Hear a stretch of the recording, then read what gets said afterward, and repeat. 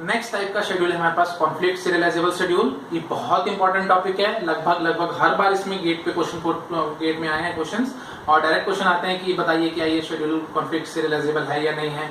मतलब कई बार एक शेड्यूल आ जाता है, कई बार 2 शेड्यूल आ जाते हैं, और वो आपसे पूछते हैं कि कॉन्फ्लिक्ट सीरियलाइजेबल है या नहीं है। ठीक है, तो इन क्वेश्चंस को हम लोग अभी डिस्कस करेंगे। मैं एक शॉर्टकट भी दिखाऊंगा आपको जिससे बहुत जल्दी आंसर आएगा, बट पहले हम लोग डेफिनेशन अप्लाई करना सीखेंगे। तो देखो डेफिनेशन क्या कह रही है कॉन्फ्लिक्ट सीरियलाइजेबल की। A schedule S is said to be conflict serializable if it is conflict equivalent to some serial schedule. तो इसमें हम वर्ड यूज कर रहे हैं कॉन्फ्लिक्ट इक्विवेलेंट। तो कॉन्फ्लिक्ट इक्विवेलेंट के लिए मैंने प्रीवियस वीडियो बनाई है, आप उसको देख सकते हैं। उसमें मैंने पूरा डिटेल में समझाया कि कॉन्फ्लिक्ट इक्विवेलेंट क्या होते हैं और हम लोग कैसे बनाते हैं एंड सो ऑन।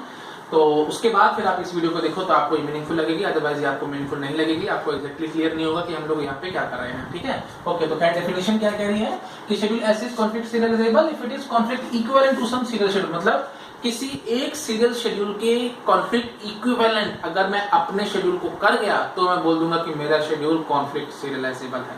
ठीक है, तो सम का मतलब क्या है, किसी एक के बराबर, मतलब एटलीस्ट वन, किसी एक के बराबर आप कर दो हमारा काम हो जाएगा। मतलब हमें करना क्या है एग्जैक्टली, जो मेरे पास शेड्यूल गिवन होगा, आप यहाँ पे देख रहे हो वर्ड में क्या यूज कर रहा हूँ, अ शेड्यूल, और मैंने कॉन्फ्लिक्ट इक्विवेलेंट में बोलता कम से कम 2 शेड्यूल चाहिए। यहाँ पे मैं एक शेड्यूल से काम कैसे चलाऊंगा, क्योंकि मैं जो भी मेरे पास शेड्यूल गिवन होगा उसके इक्विवेलेंट मैं को, मतलब उसके इक्विवेलेंट जो भी सीरियल शेड्यूल, या यू कैन से हमारे पास एक ही शेड्यूल है तो उस शेड्यूल से जो भी जिसमें उसमें मतलब जितने भी ट्रांजैक्शंस होंगी हमारे पास, जैसे मान लेते हैं हमारे पास 2 ट्रांजैक्शन हैं तो 2 फैक्टोरियल मतलब 2 सीरियल शेड्यूल हमारे पास तैयार हो जाएंगे।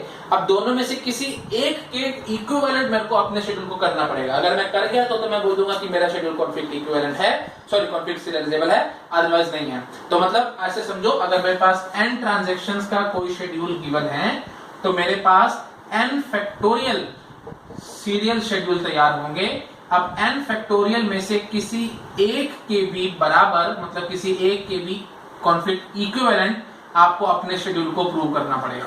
ठीक है, तो अगर आपका शेड्यूल किसी एक भी सीरियल शेड्यूल के बराबर आ गया तो आप क्या बोल देंगे कि आपका शेड्यूल कॉन्फ्लिक्ट सीरियलाइजेबल है, अदरवाइज वो नहीं है। ठीक है, आई थिंक क्लियर हो गया होगा। तो अब मैं फटाफट से आपको शो करता हूं कि हम लोग इसको कैसे देखेंगे कॉन्फ्लिक्ट सीरियलाइजेबल है या नहीं है। पहला शेड्यूल ये है हमारे पास, तो 2 फैक्टोरियल मतलब हमारे पास 2 सीरियल शेड्यूल तैयार होंगे। तो 2 सीरियल शेड्यूल बना लो, कैसे कैसे बनेंगे। पहला बनेगा T1 T2 मतलब RX WX commit, फिर RX WX commit।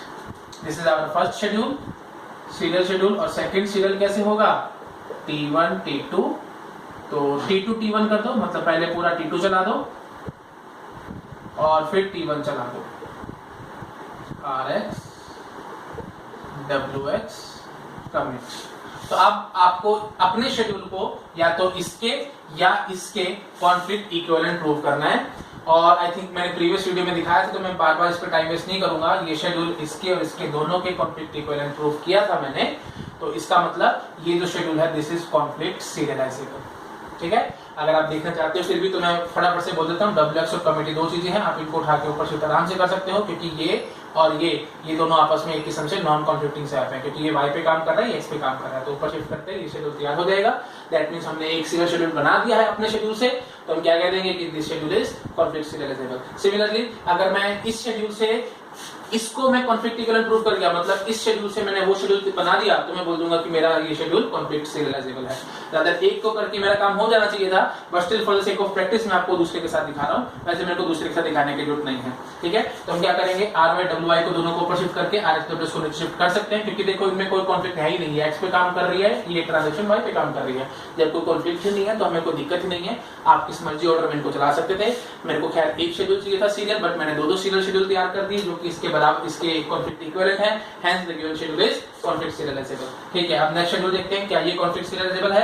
अब मैं यहाँ पे मुझे शॉर्टकट लगाऊंगा, शॉर्टकट इन द सेंस मैं नहीं चाहता कि बार-बार मैं शेड्यूल तैयार करूंगा, पेपर में ऐसे थोड़ी करेंगे सीरियल शेड्यूल बनाए और फिर इनको कॉन्फ्लिक्ट इक्विवेलेंट प्रूव करें। आप यहीं पे ही नॉन कॉन्फ्लिक्टिंग स्वैप्स कोशिश करो करने की और सीरियल बनाने की कोशिश करो। मतलब इन द सेंस अगर मैं चाहता हूं कि T2 T1 हो जाए ऑर्डर, तो क्या मैं WX कमिट को उठा के ऊपर कर सकता हूं और RX को नीचे कर सकता हूं। इमेजिन करो अगर मैं ये काम कर गया तो मैं बोल दूंगा ना कि T2 के बाद T1 चलेगा, तो हमारा सीरियलाइजेबिलिटी ऑर्डर भी आ जाएगा किस्म से T2 के बाद T1।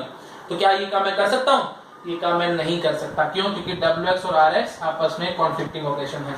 hence this is not allowed. अच्छा, क्या मैं इस WX कमिट को नीचे शिफ्ट कर सकता हूँ इस WX कमिट के?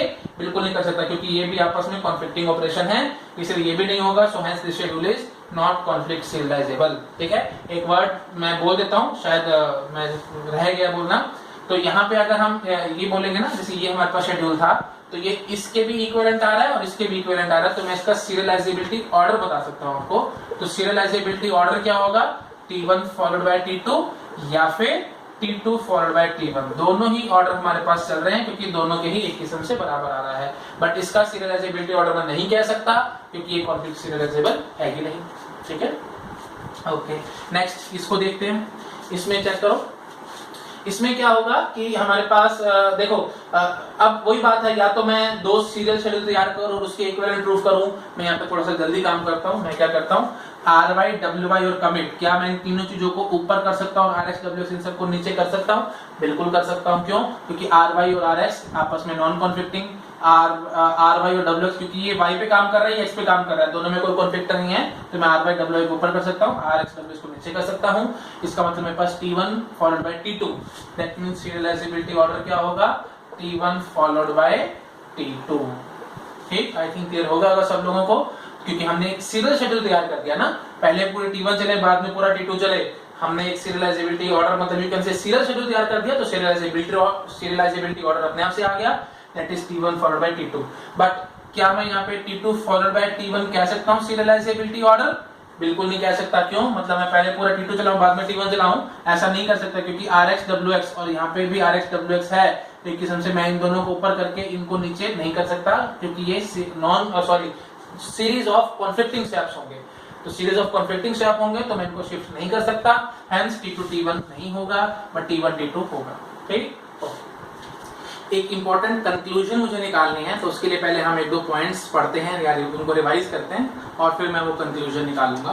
देखो, मैंने भी आपको बताया था कि शेड्यूल एस को कॉन्फ्लिक्ट सीरियलाइजेबल कब कहते हैं? Schedule S is said to be conflict serializable if it is conflict equivalent to some serial schedule. तो यहाँ पे हमने वर्ड यूज किया था कॉन्फ्लिक्ट इक्विवेलेंट. अच्छा, हमने सीरियलाइजेबल भी पढ़ा था, तो हमने वहां क्या बताया था आपको? Schedule S is said to be serializable if it is result equivalent to some serial schedule. किसी एक शेड्यूल के गारंटी के साथ में बोल सको कि रिजल्ट सेम आना चाहिए. तो रिजल्ट इक्विवेलेंट का मतलब मैं यहाँ पे क्या मान रहा हूँ कि गारंटी के साथ रिजल्ट सेम आना चाहिए. यू कैन से कि एक्सीडेंटली नहीं, गारंटी के साथ सेम आए. ठीक है, ओके. तो और फिर मैंने प्रीवियस वीडियो में आपको एक्सप्लेन किया था कि अगर कॉन्फ्लिक्ट इक्विवेलेंट है शेड्यूल्स, तो वो रिजल्ट इक्विवेलेंट जरूर होंगे, बट अगर रिजल्ट इक्विवेलेंट होंगे तो कॉन्फ्लिक्ट इक्विवेलेंट नहीं होंगे. मतलब ऐसा कोई जरूरी नहीं है, हो भी सकते और नहीं भी हो सकते. तो हम इंप्लीकेशन सिंबल तो नहीं डाल सकते ना, या A implies B वाला सिंबल तो हम यहाँ यूज नहीं कर सकते. तो इसलिए हमने result equivalent implies conflict equivalent, इस बात पे हमने क्रॉस किया है, क्योंकि ये अलाउड नहीं है. But conflict equivalent implies result equivalent, ये बात ठीक है. तो अब आप मुझे बताओ यहाँ से आपको क्या कंक्लूजन समझ में आ रही है. मतलब मेरा क्वेश्चन ये है, आप मुझे बताइए CS मतलब कॉन्फ्लिक्ट सीरियलाइजेबल ऐसा और सीरियलाइजेबल लाइक दिस, या फिर सीरियलाइजेबल ऐसा और कॉन्फ्लिक्ट सीरियलाइजेबल लाइक दिस. मतलब every conflict serializable is serialisable, but every serializable is not conflict serialisable. क्या ये ट्रू है या ये ट्रू है? क्या लग रहा है आपको? आई थिंक सबको समझ में आ रहा होगा. ये चीज एकदम ठीक है, बट ये चीज गलत है. ठीक है, क्यों गलत है? क्योंकि अगर मैंने नॉन कॉन्फ्लिक्टिंग स्वैप्स किए, अगर मैंने सारा एक्सप्लेन किया था आपको कॉन्फ्लिक्ट इक्विवेलेंस में, बट फिर भी मैं आपको बताता हूं, अगर मैंने नॉन कॉन्फ्लिक्टिंग स्वैप करके अपने शेड्यूल से कोई सीरियल शेड्यूल तैयार किया है, तो पक्की बात है वो शेड्यूल हमारा रिजल्ट इक्विवेलेंट भी होगा उस सीरियल शेड्यूल के. ठीक है, मतलब इन द सेंस मैं ये कहना चाह रहा हूं, जैसे मेरे पास एक SA शेड्यूल है और मैंने उससे एक S-A तैयार किया जो कि एक सीरियल शेड्यूल है, और मैं इन दोनों को आपस में कॉन्फ्लिक्ट इक्विवेलेंट प्रूव कर गया, तो मैं बोल दूंगा कि मेरा SA कॉन्फ्लिक्ट सीरियलाइजेबल है. ये डेफिनेशन मैं आपको बार बार बता रहा हूँ. कोई गिवन शेड्यूल है, मैं एक उससे नॉन कॉन्फ्लिक्टिंग स्वैप्स करके मैंने एक नया शेड्यूल तैयार किया जो कि एक सीरियल शेड्यूल निकला, तो मैं क्या कहूंगा कि मेरा शेड्यूल कॉन्फ्लिक्ट सीरियलाइजेबल है. ठीक है, मैं वर्डिंग बार बार चेंज करता रहता हूँ ताकि आप लोगों को अच्छे से समझ में आ जाए, क्योंकि कंसेप्ट तो वही है ना. हम चाहे उसको कैसे मर्जी इधर उधर घुमा फिरा के कैसे भी टॉस करके बोले, आपको समझ में आना चाहिए. ठीक है, तो खैर SA हमारे पास कॉन्फ्लिक्ट सीरियलाइजेबल है. अब खास बात क्या है कि S- एक सीरियल शेड्यूल है और SA हमारे पास गिवन जो भी शेड्यूल है जैसा भी है, और ये दोनों आपस में कॉन्फ्लिक्ट इक्विवेलेंट हैं. अगर कॉन्फ्लिक्ट इक्विवेलेंट है तो रिजल्ट इक्विवेलेंट तो 100% होंगे, गारंटी के साथ हम कहेंगे, क्योंकि जब मैं नॉन कॉन्फ्लिक्टिंग स्वैप्स करूंगा तो पक्की बात है कि इन दोनों के आंसर में डिफरेंस आने का कोई मतलब ही नहीं बनता। ठीक है, मतलब x और y को इस टाइप से मैंने कुछ स्वैप्स करे होंगे तो आंसर में मिस्टेक आने का कोई चांस नहीं है। व्हाट डज दिस मीन कि अगर ऐसे मेरा कॉन्फ्लिक्ट सीरियलाइजेबल है तो पक्की बात है वो सीरियलाइजेबल जरूर होगा। ठीक है, तो अगर कोई शेड्यूल कॉन्फ्लिक्ट सीरियलाइजेबल है तो वो सीरियलाइजेबल जरूर होगा। बट अगर कोई शेड्यूल सीरियलाइजेबल है तो क्या वो कॉन्फ्लिक्ट सीरियलाइजेबल होगा, मेरे को इस बात को चेक करना है। तो मैं यहीं पे आपको जैसे समझा देता हूं कि मैंने एक शेड्यूल SA था, मैंने उसे H' बनाया और H' सीरियल शेड्यूल निकला। बट खास बात क्या है कि ये दोनों रिजल्ट इक्विवेलेंट हैं। अगर ये रिजल्ट इक्विवेलेंट होंगे तो क्या मैं कह सकता हूं कॉन्फ्लिक्ट इक्विवेलेंट भी होंगे? ये चीज मैं बिल्कुल नहीं कह सकता। क्यों नहीं कह सकता? क्योंकि मैंने आपको प्रीवियस वीडियो में प्रूव किया था कि result equivalent does not mean कि वो कॉन्फ्लिक्ट इक्विवेलेंट भी होंगे। तो इसका मतलब क्या हुआ कि जो सीरियलाइजेबल होगा वो कॉन्फ्लिक्ट सीरियलाइजेबल हो भी सकता है और नहीं भी हो सकता। That means every conflict serializable is serializable but every serializable is not conflict serializable। ठीक है, क्योंकि रिजल्ट सेम आ रहा है, इस बात की गारंटी मैं दे रहा हूं। तो हो सकता है कि मैंने उसके अंदर कहीं कोई कॉन्फ्लिक्टिंग स्वैप करके भी मैंने सीरियल शेड्यूल तैयार किया हो। एग्जांपल जैसे ये देखो, जैसे T1 T2 T3, तो ये चीज मैंने आपको सीरियलाइजेबिलिटी में भी सिखाई थी। सीरियलाइजेबल जब शेड्यूल में आपको पढ़ा रहा था वहां पे भी मैंने आपको यही शेड्यूल दिखाया था।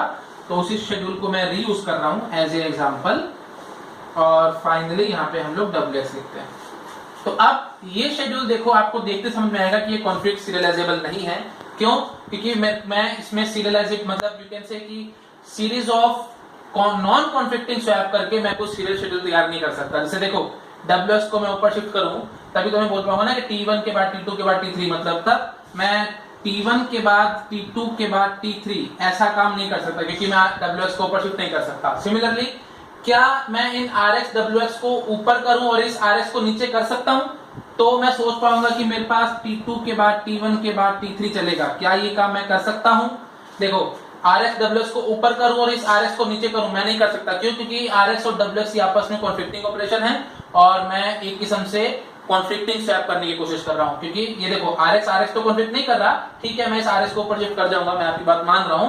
बट ये RX और WX तो आपस में कॉन्फ्लिक्टिंग है ना, तो मैं इस WX को इस RX के ऊपर नहीं चला सकता। मतलब पूरा T2 चलाऊं उसके बाद T1 और उसके बाद T3, इस टाइप से मैं करना चाहूं, ये काम भी मैं नहीं कर पा रहा हूं।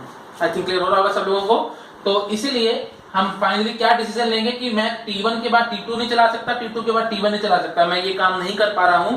दैट मीन्स मेरे पास ये शेड्यूल कॉन्फ्लिक्ट सीरियलाइजेबल नहीं है। बट ये सीरियलाइजेबल है, मैंने आपको प्रीवियस जब सीरियलाइजेबल वाला वीडियो बनाया था वहां पे एक्सप्लेन किया था, आपको समझ में आ रहा होगा। क्योंकि इसका रिजल्ट 2 सीरियल शेड्यूल के बराबर आएगा।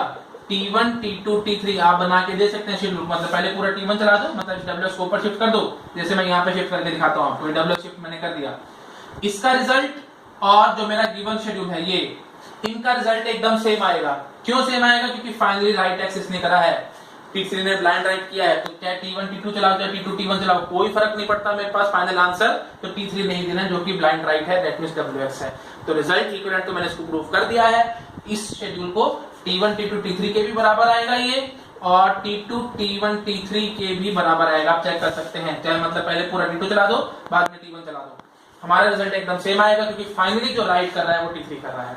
तो आई थिंक क्लियर हो रहा होगा। ये एक ऐसा शेड्यूल है मेरे पास जो कि सीरियलाइजेबल तो है बट कॉन्फ्लिक्ट सीरियलाइजेबल नहीं है।